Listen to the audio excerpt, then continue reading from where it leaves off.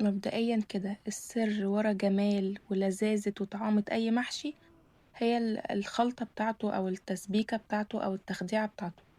فهنعملها مع بعض. احنا معانا هنا مادة دهنية ومعانا كمية بصل محترمة عشان المحشي بيحب البصل.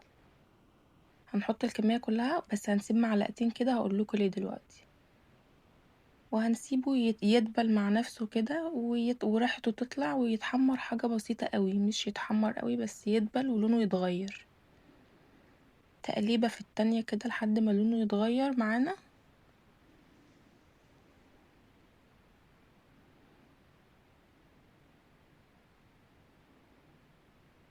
هنا كمية البصل مش كتير ولا حاجة، هو المحشي بيحب البصل.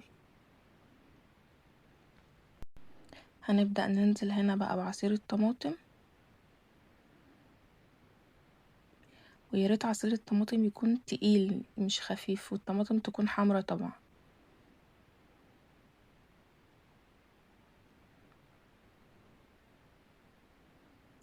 تقليبة كده ونحطله التوابل بتاعته.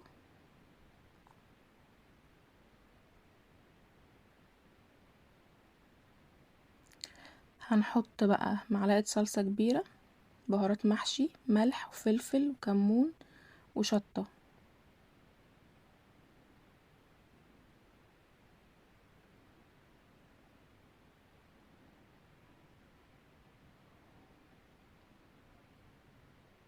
مش اكتر من كده، ونديله تقليبة وهنغطي عليه ونسيبها تتسبك براحتها خالص.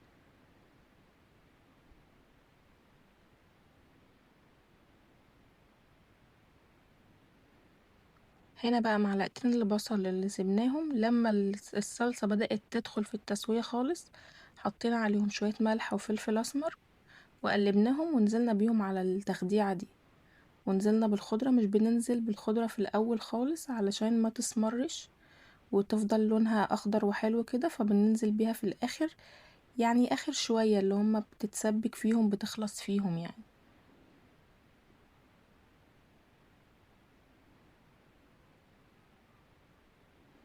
ونسيبها تغلي غلوتين وتتسبك كويس. وهنا هنسلق بصل عشان احنا هنحشي بصل. الناس اللي ما تعرفش محشي البصل فهو من أحلى المحاشي اللي ممكن تدوقيها في حياتك. هنا معانا مية سخنة، هنجيب بصل هنقسمه من النص، يعني من نص البصلاية لتحت كده، نص البصلاية ما بيجيش جنب النص التاني ده خالص، بنسيبه سليم بحيث ان هي لما تنزل في المية السخنة وتغلي شوية تورق، ورق البصل ده يطلع لوحده. هوريكم دلوقتي شكلها. 3 4 دقايق او 5 دقايق بالكتير قوي البصل استوى، بدأ يطلع الورق بتاعه كده ويورق بكل سهولة من غير اي مجهود.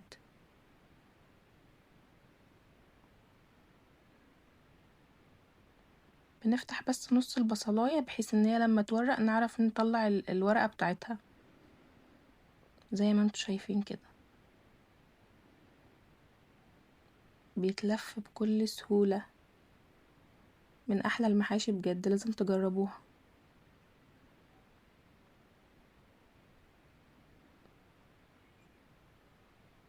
مجرد ما بينزل المية 3 4 دقايق بيطلع مورق بالطريقة دي. احنا هنحشي مع بعض ورق عنب وكرنب وبصل، بس طبعا عشان الوقت احنا هنحشيهم كده كده. المحشي من اسهل الاكلات والله، انا مش عارفة الناس بتستصعبه ليه، بس هو المحشي تحفة. هنرفع الصلصة لما تكون كده تقيلة ما فيهاش مية، لونها كده شكلها كده، ده قوامها. طبعا غاسلين الرز ومصفيينه، هننزل بالصلصة بتاعتنا عليه.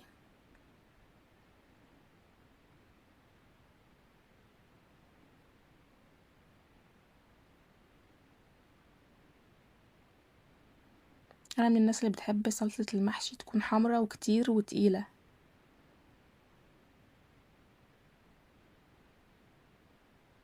نديله تقليبة كده.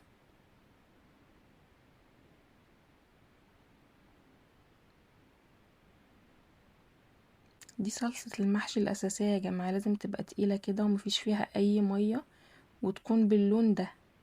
وزي ما قلنا الخضرة بتتحط في الآخر عشان لونها ما يغيرش.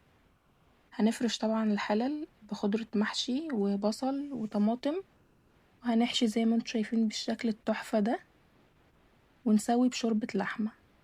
شوفولي الجمال والحلاوة والطعامة، من احلى المحاشي اللي ممكن تجربوها. لازم تجربوها وتقوليلي رأيكم.